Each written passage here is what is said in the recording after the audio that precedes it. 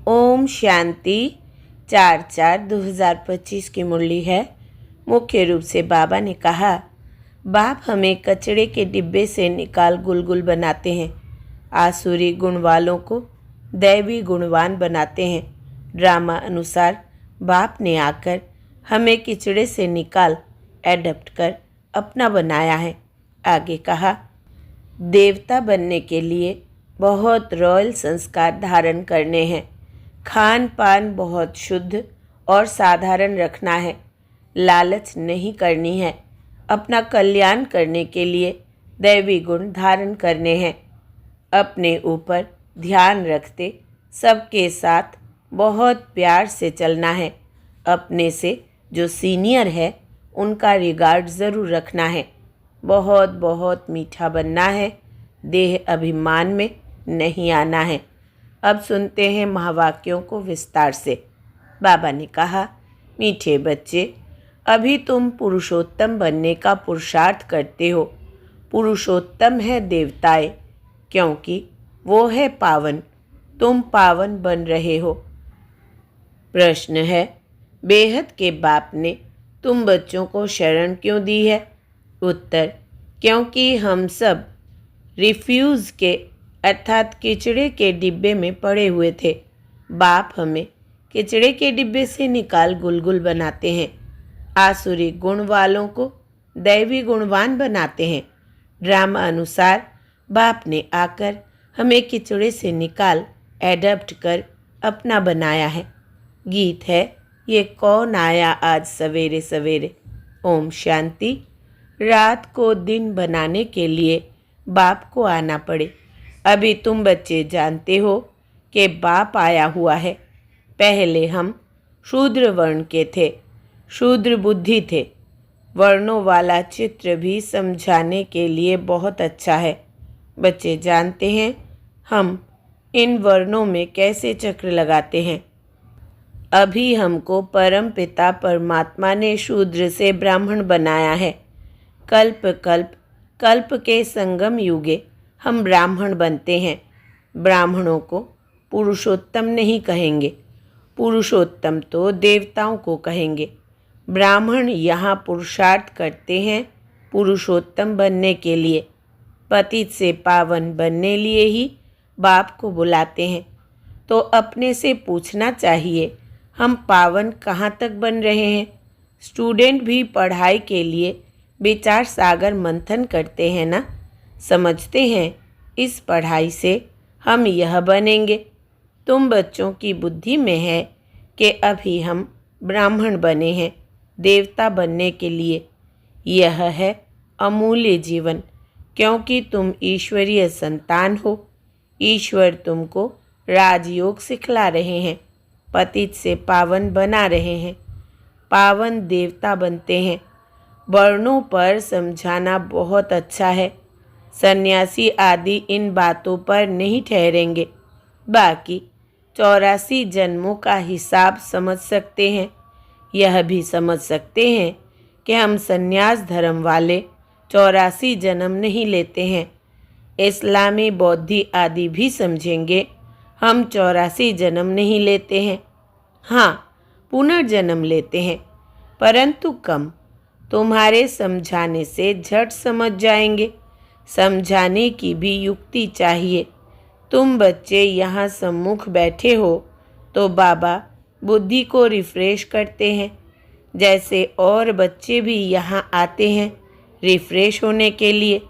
तुमको तो रोज़ बाबा रिफ्रेश करते हैं कि यह धारणा करो। बुद्धि में यही ख्याल चलते रहे, हम 84 जन्म कैसे लेते हैं, कैसे शूद्र से ब्राह्मण बने हैं। ब्रह्मा की संतान ब्राह्मण। अब ब्रह्मा कहाँ से आए? बाप बैठ समझाते हैं, हम इनका नाम ब्रह्मा रखते हैं। यह जो ब्रह्मा कुमार कुमारियाँ हैं, यह फैमिली हो गए तो ज़रूर एडेप्टेड है। बाप ही एडेप्ट करेंगे।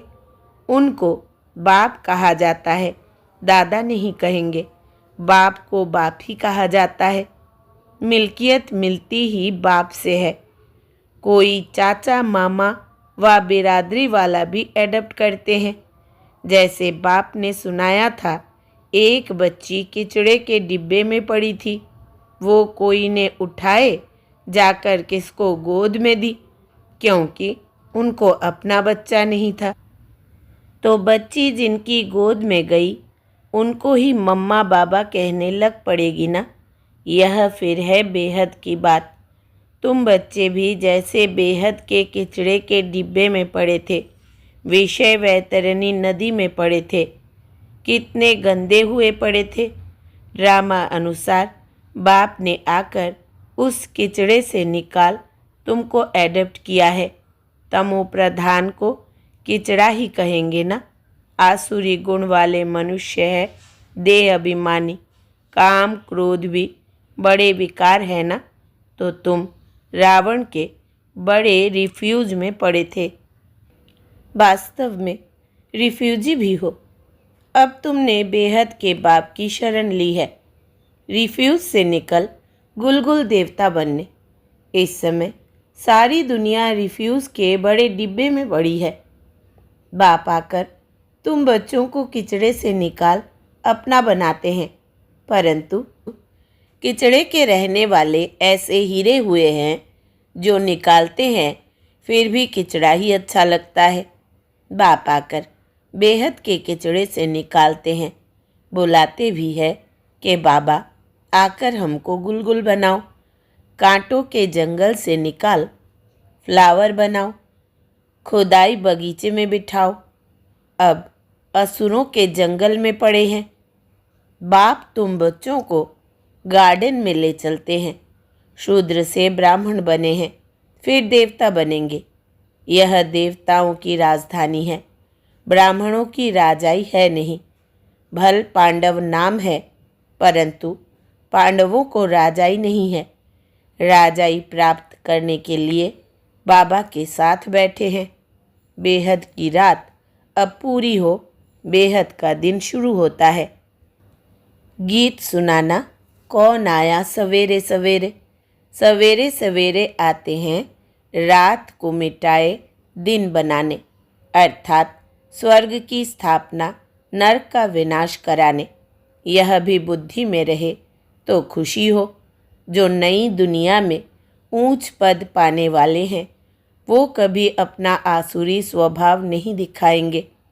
जिस यज्ञ से इतना ऊंच बनते हैं उस यज्ञ की बहुत प्यार से सेवा करेंगे। ऐसे यज्ञ में तो हड्डियाँ भी दे देनी चाहिए। अपने को देखना चाहिए, इस चलन से हम ऊंच पद कैसे पाएंगे। बेसमझ छोटे बच्चे तो नहीं है ना, समझ सकते हैं राजा कैसे प्रजा कैसे बनते हैं। बाबा ने रथ भी अनुभवी लिया है, जो राजाओं आदि को अच्छी रीति जानते हैं। राजाओं के दास दासियों को भी बहुत सुख मिलता है। वो तो राजाओं के साथ ही रहते हैं, परंतु कहलाएंगे तो दास दासी। सुख तो है ना, जो राजा रानी खाए वो उनको मिले। बाहर वाले थोड़े ही खा सकते हैं। दासियों में भी नंबरवार होती है, कोई श्रृंगार कराने वाली, कोई बच्चों को संभालने वाली, कोई झाड़ आदि लगाने वाली। यहाँ के राजाओं को इतने दास दासियाँ हैं तो वहाँ कितने ढेर होंगे। सब पर अलग अलग अपनी चार्ज होती है। रहने का स्थान अलग होगा। वह कोई राजा रानी जैसे सजाया हुआ नहीं होगा। जैसे सर्वेंट क्वार्टर्स होते हैं ना, अंदर आएंगे ज़रूर, परंतु रहते सर्वेंट क्वार्टर्स में है। तो बाप अच्छी रीति समझाते हैं, अपने पर रहम करो। हम ऊंचे ते ऊंच बने, हम अभी शूद्र से ब्राह्मण बने हैं। अहो सौभाग्य, फिर देवता बनेंगे। यह संगम युग बहुत कल्याणकारी है। तुम्हारी हर बात में कल्याण भरा हुआ है। भंडारे में भी योग में रहे भोजन बनाए तो बहुतों का कल्याण भरा हुआ है। श्रीनाथ द्वारे में भोजन बनाते हैं, बिल्कुल ही साइलेंस में। श्रीनाथ ही याद रहता है। भक्त अपनी भक्ति में बहुत मस्त रहते हैं। तुमको फिर ज्ञान में मस्त रहना चाहिए। श्री कृष्ण की ऐसी भक्ति होती है, बात मत पूछो। वृंदावन में 2 बच्चियां हैं, पूरी भक्तिन है। कहती है बस हम यहाँ ही रहेंगी, यहाँ ही शरीर छोड़ेंगी श्री कृष्ण की याद में। उनको बहुत कहते हैं अच्छे मकान में चलकर रहो, ज्ञान लो। बोलती है हम तो यहाँ ही रहेंगी। तो उसको कहेंगे भक्त शिरोमणि। श्री कृष्ण पर कितना न्यौछावर जाते हैं। अभी तुमको बाप पर न्यौछावर होना है। पहले पहले शुरू में शिव बाबा पर कितने न्यौछावर हुए, ढेर के ढेर आए। जब इंडिया में आए तो बहुतों को अपना घर बार याद पड़ने लगा। कितने चले गए। ग्रहचारी तो बहुतों पर आती है ना, कभी कैसी दशा, कभी कैसी दशा बैठती है। बाबा ने समझाया है, कोई भी आते हैं तो बोलो कहाँ आए हो। बाहर में बोर्ड देखा, ब्रह्मा कुमार कुमारियाँ, यह तो परिवार है ना। एक है निराकार परमपिता परमात्मा, दूसरा फिर प्रजापिता ब्रह्मा भी गाया हुआ है। यह सब उनके बच्चे हैं। दादा है शिव बाबा, बरसा उनसे मिलता है। वो राय देते हैं मुझे याद करो तो तुम पतित से पावन बन जाएंगे। कल्प पहले भी ऐसी राय दी थी। कितनी ऊंची पढ़ाई है, यह भी तुम्हारी बुद्धि में है। हम बाप से वर्षा ले रहे हैं, तुम बच्चे मनुष्य से देवता बनने की पढ़ाई पढ़ रहे हो। तुम्हें ज़रूर दैवी गुण धारण करने हैं। तुम्हारा खान पान बोल चाल कितना रॉयल होना चाहिए। देवताएं कितना थोड़ा खाते हैं, उनमें कोई लालच थोड़ी रहती है। 36 प्रकार के भोजन बनते हैं, खाते कितना थोड़ा है। खान पान की लालच रखना, इसको भी आसुरी चलन कहा जाता है। दैवी गुण धारण करने हैं तो खान पान बड़ा शुद्ध और साधारण होना चाहिए। परंतु माया ऐसी है जो एकदम पत्थर बुद्धि बना देती है, तो फिर पद भी ऐसा मिलेगा। कहते हैं अपना कल्याण करने के लिए दैवी गुण धारण करो। अच्छी रीति पढ़ेंगे पढ़ाएंगे तो तुमको ही इजाफा मिलेगा। बाप नहीं देते, तुम अपने पुरुषार्थ से पाते हो। अपने को देखना चाहिए कहाँ तक हम सर्विस करते हैं, हम क्या बनेंगे। इस समय शरीर छूट जाए तो क्या मिलेगा। बाबा से कोई पूछे तो बाबा झट बता दे कि इस एक्टिविटी से समझा जाता है यह फलाना पद पाएंगे। पुरुषार्थ ही नहीं करते तो कल्प कल्पांतर के लिए अपने को घाटा डालते हैं। अच्छी सर्विस करने वाले ज़रूर अच्छा पद पाएंगे।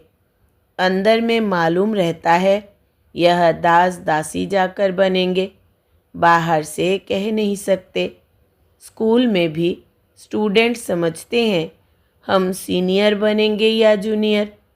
यहाँ भी ऐसे है, सीनियर जो होंगे वो राजा रानी बनेंगे, जूनियर कम पद पाएंगे। साहूकारों में भी सीनियर और जूनियर होंगे, दास दासियों में भी सीनियर और जूनियर होंगे। सीनियर वालों का दर्जा ऊंच होता है। झाड़ लगाने वाली दासी को कभी अंदर महल में आने का हुक्म नहीं रहता। इन सब बातों को तुम बच्चे अच्छी रीति समझ सकते हो, पिछाड़ी में और भी समझते जाएंगे। ऊंच बनाने वालों का फिर रिगार्ड भी रखना होता है। देखो कुमार का है, वो सीनियर है तो रिगार्ड रखना चाहिए। बाप बच्चों का ध्यान खिंचवाते हैं। जो बच्चे महारथी है उनका रिगार्ड रखो। रिगार्ड नहीं रखते तो अपने ऊपर पाप का बोझा चढ़ाते हैं। यह सब बातें बाप ध्यान में देते हैं। बड़ी खबरदारी चाहिए। नंबरवार किसका रिगार्ड कैसे रखना चाहिए। बाबा तो हर एक को जानते हैं ना। किसको कहे तो ट्रेटर बनने में देरी ना करे। फिर कुमारियों माताओं आदि पर भी बंधन आ जाते हैं। सितम सहन करने पड़ते हैं। बहुत करके माताएं ही लिखती है, बाबा हमको यह बहुत तंग करते हैं, हम क्या करें। अरे तुम कोई जानवर थोड़ी हो जो ज़बरदस्ती करेंगे। अंदर में दिल है तब पूछती हो क्या करूं। इसमें तो पूछने की भी बात नहीं है। आत्मा अपना मित्र है, अपना ही शत्रु है। जो चाहे सो करे। पूछना माना दिल है। मुख्य बात है याद की। याद से ही तुम पावन बनते हो। यह लक्ष्मी नारायण नंबर 1 पावन है ना। मम्मा कितनी सर्विस करती थी, ऐसा तो कोई कह ना सके। हम मम्मा से भी होशियार है। मम्मा ज्ञान में सबसे तीखी थी। योग की कमी बहुतों में है। याद में रह नहीं सकते हैं। याद नहीं करेंगे तो विकर्म विनाश कैसे होंगे। लो कहता है पिछाड़ी में याद में ही शरीर छोड़ना है। शिव बाबा की याद में ही प्राण तन से निकले। एक बाप के सिवाय और कोई याद न आए। कहाँ भी आसक्ति ना हो। यह प्रैक्टिस करनी होती है। हम अशरीरी आए थे, फिर अशरीरी होकर जाना है। बच्चों को बार बार समझाते रहते हैं, बहुत मीठा बनना है। दैवी गुण भी होने चाहिए। देह अभिमान का भूत होता है ना। अपने पर बहुत ध्यान रखना है। बहुत प्यार से चलना है। बाप को याद करो और चक्र को याद करो। चक्र का राज किसको समझाया तो भी वंडर खाएंगे। 84 जन्मों की ही किसको याद नहीं रहती है तो 84 लाख फिर कैसे कोई याद कर सके। ख्याल में भी आ न सके। इस चक्र को ही बुद्धि में याद रखो तो भी अहो सौभाग्य। अभी यह नाटक पूरा होता है। पुरानी दुनिया से वैराग्य होना चाहिए। बुद्धि योग शांति धाम सुख धाम में रहे। गीता में भी है मन मना भव। कोई भी गीता पाठी मन मना भव का अर्थ नहीं जानते हैं। तुम बच्चे जानते हो। भगवान उवाच देह के सभी संबंध छोड़ अपने को आत्मा समझो। किसने कहा? स्वयं बाप ने। कोई फिर कहते हम तो शास्त्रों को ही मानते हैं। भल भगवान आए तो भी नहीं मानेंगे। बरोबर शास्त्र पढ़ते रहते हैं। भगवान आए हैं, राजयोग सिखला रहे हैं, स्थापना हो रही है। यह शास्त्र आदि सब है ही भक्ति मार्ग के। भगवान का निश्चय हो तो वर्षा लेने लग पड़े, फिर भक्ति भी उड़ जाए।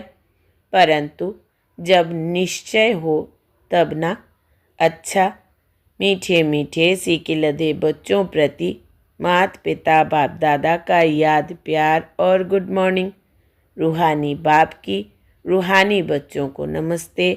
हम रूहानी बच्चों की रूहानी बाप दादा को याद प्यार गुड मॉर्निंग और नमस्ते बाबा नमस्ते। धारणा के लिए मुख्य सार। पहला, देवता बनने के लिए बहुत रॉयल संस्कार धारण करने हैं। खान पान बहुत शुद्ध और साधारण रखना है। लालच नहीं करनी है। अपना कल्याण करने के लिए दैवी गुण धारण करने हैं। दूसरा, अपने ऊपर ध्यान रखते सबके साथ बहुत प्यार से चलना है। अपने से जो सीनियर है उनका रिगार्ड ज़रूर रखना है। बहुत बहुत मीठा बनना है। देह अभिमान में नहीं आना है। वरदान है बीती हुई बातों को रहम दिल बन समाने वाले शुभ चिंतक भव। यदि किसी की बीती हुई कमज़ोरी की बातें कोई सुनाए तो शुभ भावना से किनारा कर लो। व्यर्थ चिंतन या कमजोरी की बातें आपस में नहीं चलनी चाहिए। बीती हुई बातों को रहम दिल बनकर संभालो।